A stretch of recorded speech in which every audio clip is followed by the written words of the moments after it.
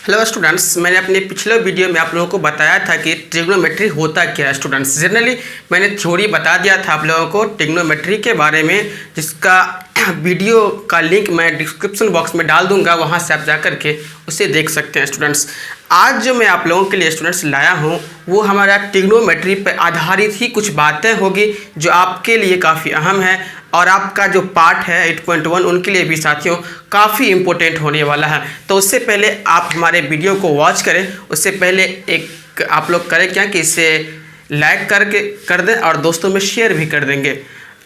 साथियों, अब हम चलेंगे जो आज हमारा मुख्य पॉइंट, जिस पॉइंट पर हम चर्चा करने आए हैं स्टूडेंट्स, वो हमारा है ट्रिग्नोमेट्री, जिसे हिंदी में स्टूडेंट्स कहते हैं त्रिकोणमिति। तो स्टूडेंट्स, पहले ये हम जान लेते हैं कि जो ट्रिग्नोमेट्री होता है वो लैटिन शब्द से बना हुआ, जिसमें आपको दो शब्द जानते होगा, ट्रिग्नो, दूसरा है आपको मैट्री। ट्रिग्नो डैट मीन्स होता है आपका ट्रायंगल, और दूसरा जो है आपका रेड पार्ट वो आपका जो है मैट्री यानी मैनेजमेंट। स्टूडेंट्स, तो अब हम लोग जान गए कि ट्रिग्नोमेट्री में ट्रायंगल का मैनेजमेंट होगा।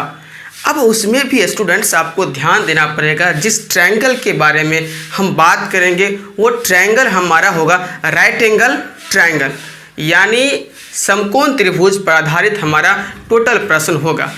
इसमें आगे देखते हैं स्टूडेंट्स की राइट एंगल ट्रायंगल आप लोग जानते ही हैं किसे कहते हैं। वैसा ट्रायंगल जिसकी एक कोण 90 डिग्री हो उससे हम लोग क्या कहते हैं, राइट एंगल ट्रायंगल यानी समकोण त्रिभुज कहते हैं। स्टूडेंट्स, अब इस पे चर्चा करेंगे हम लोग, किस पे, ट्रिग्नोमेट्री पे। स्टूडेंट्स, तो ट्रिग्नोमेट्री में दो चीज़ देखें स्टूडेंट्स, एक मैंने बताया है कि पहला होता है ट्रायंगल, दूसरा होता है मैनेजमेंट, यानी त्रिभुज की जो माप होती है उस पर आधारित ये प्रश्न होगा।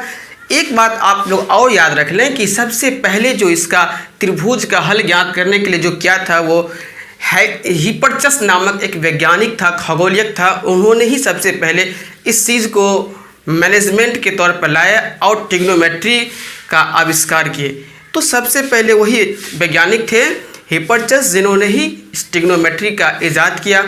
आज हम लोगों के सिलेबस में जो मैथमेटिक्स है उसमें काफ़ी अहम है। तो स्टूडेंट्स, इस पे चर्चा थोड़ा सा हम कर लेते हैं। सबसे पहले कि ट्रिग्नोमेट्री जो होता है स्टूडेंट्स वो त्रिभुज पे आधारित होता है। त्रिभुज आप लोग स्क्रीन पे देख रहे होंगे। उसके बाद स्टूडेंट्स उसमें भी जनरली जो होता है वो राइट एंगल ट्रायंगल। स्टूडेंट्स, इसमें थोड़ा सा ध्यान देंगे आप, जो देने वाली बात है कि जब एक राइट एंगल ट्रायंगल लेते हैं तो स्टूडेंट्स इसका, जैसे मैं एक राइट एंगल ट्रायंगल ले रहा हूँ, ये देखिए, इसमें क्या होता है स्टूडेंट्स, सबसे पहले इसका नामांकन कर लेंगे हम, जैसे ABC इसका नाम हो गया। अब ABC हो गया, इसमें स्टूडेंट्स देखेंगे कि साइड भी होता है। साइड जैसे हम स्मॉल ले रहे हैं, स्मॉल ABC इसका साइड हो गया। अब इस राइट एंगल ट्रायंगल को आप देख रहे हैं, इसमें देख रहे हैं कि ABC इसका नाम है और इसकी साइड जो है वो स्मॉल a, b और c है। जब इसको मैनेजमेंट करेंगे स्टूडेंट्स तो एंगल लेंगे हैं, तो एंगल होगा हमारा क्या, A एंगल हो जाएगा, B एंगल हो जाएगा, C एंगल हो जाएगा। उसके बाद स्टूडेंट्स आते हैं साइड पे, तो स्मॉल a हमारा साइड है, फिर B भी हमारा स्टूडेंट्स क्या साइड है। उसके बाद जाते हैं C भी हमारा क्या स्टूडेंट्स साइड है। अब इसमें देख रहे हैं कि तीन जो भाग हमारा दिख रहा है वो एंगल से दिख रहा है, और तीन भाग जो देख रहे हैं हम वो किस चीज़ से देख रहे हैं, वो साइड से देख रहे हैं। तो कुल मिलाकर के आप जान गए इसमें कि कुल मिलाकर के कितनी हो गई, 6। इसलिए स्टूडेंट्स एक जो त्रिभुज होता है उस त्रिभुज में कुल मिलाकर के 6 भागें होती है। इसलिए हम लोग ट्रिग्नोमेट्री जब पढ़ते हैं स्टूडेंट्स तो उसमें भी 6 रेशियो होता है। ट्रिग्नोमेट्रिक जिसे फंक्शन कहते हैं स्टूडेंट्स, वो कितने होते हैं, 6 ट्रिग्नोमेट्रिक फंक्शन होते हैं।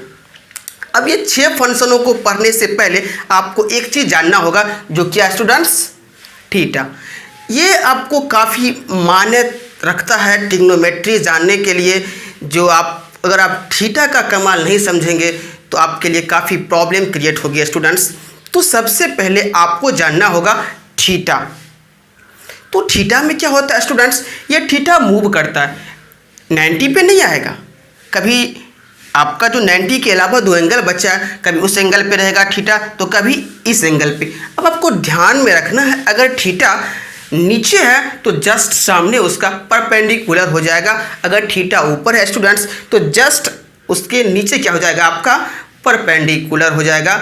और हाइपोटेनियस जो होता है स्टूडेंट्स वो कभी बदलता नहीं है, तो थीटा के अकॉर्डिंग जो बदलता है वो हमें ध्यान में रखना पड़ेगा। वो हमारा क्या होता है स्टूडेंट्स, वो होता है आधार और दूसरा लंब। तो ये दोनों आपस में अदला बदली कर लेते हैं और हम कंफ्यूज कर जाते हैं एग्जाम में कि आधार क्या होगा, लंब क्या होगा स्टूडेंट्स। तो जनरली आप शब्दों में समझें, अगर थीटा नीचे है तो जस्ट उसके सामने ऊपर जो हमारा साइड है वो क्या कहलाएगा स्टूडेंट्स, हमारा परपेंडिकुलर हो जाएगा। अगर थीटा ऊपर है तो जस्ट नीचे जो है उसका हमारा क्या हो जाएगा, परपेंडिकुलर हो जाएगा।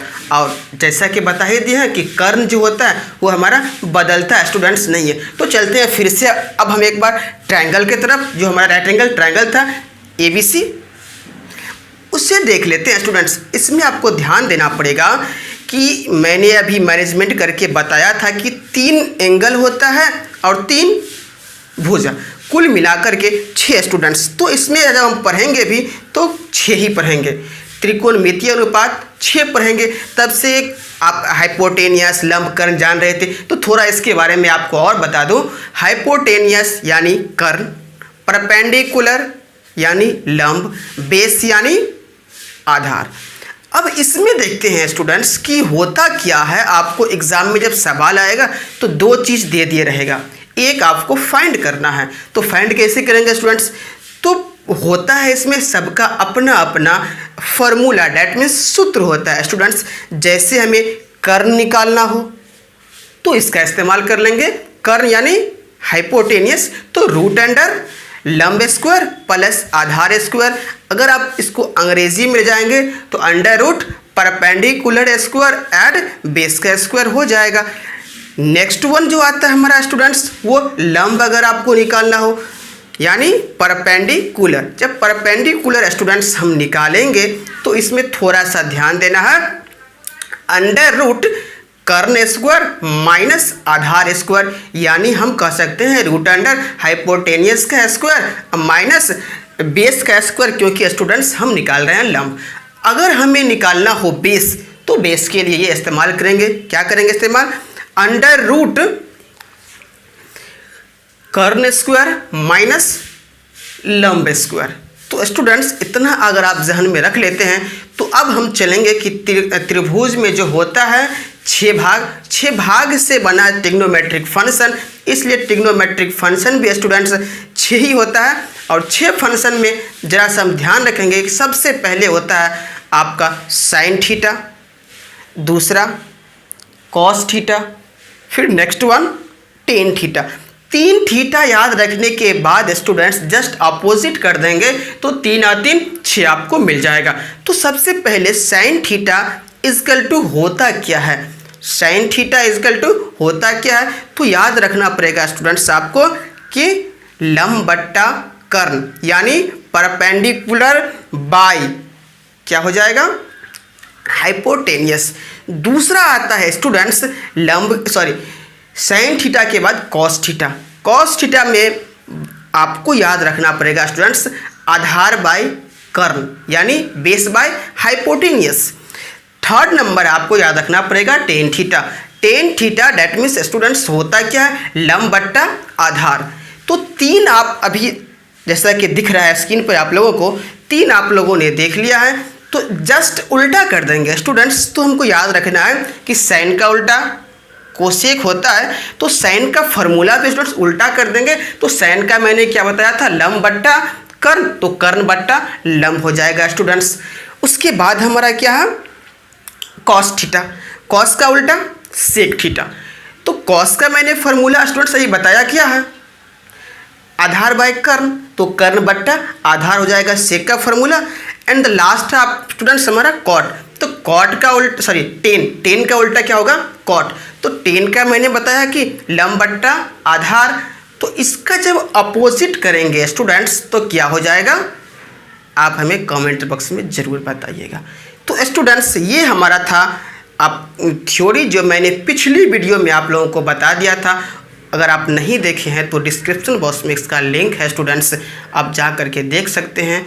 साथ ही आप प्रॉपरली वीडियो पाना चाहते हैं तो चैनल को सब्सक्राइब ज़रूर कर लें। तो मिलते हैं अब हम एक नई वीडियो के साथ, तब तक के लिए।